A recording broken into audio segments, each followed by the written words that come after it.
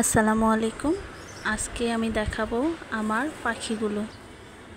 আজকে সকাল সকাল পাখিগুলোকে গোসল করিয়ে রোদে দেওয়া হয়েছে।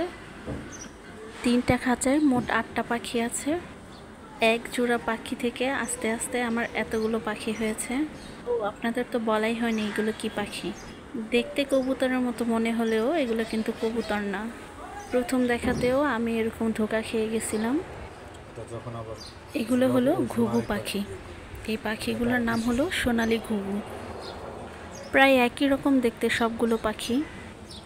এক জোড়া পাখি প্রায় 40 দিন পর পর 2টি করে ডিম দেয়।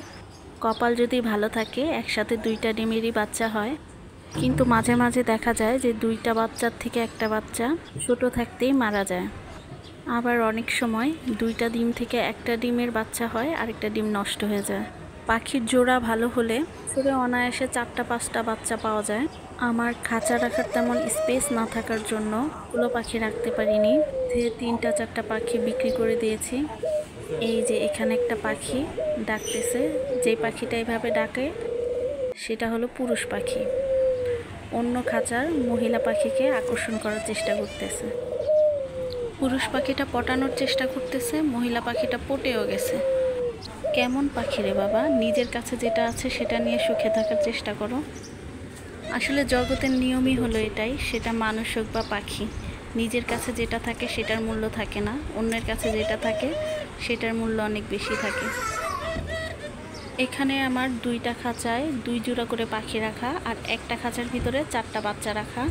আমার 2 জোড়া পাখির ভিতরে একটি জোড়া পাখি থেকেই বাচ্চা ফোটে, বাকি আরেক জোড়া পাখির ডিমগুলো সব নষ্ট হয়ে যায়। ওই জোড়া থেকে আমি কোনো বাচ্চাই পাই না।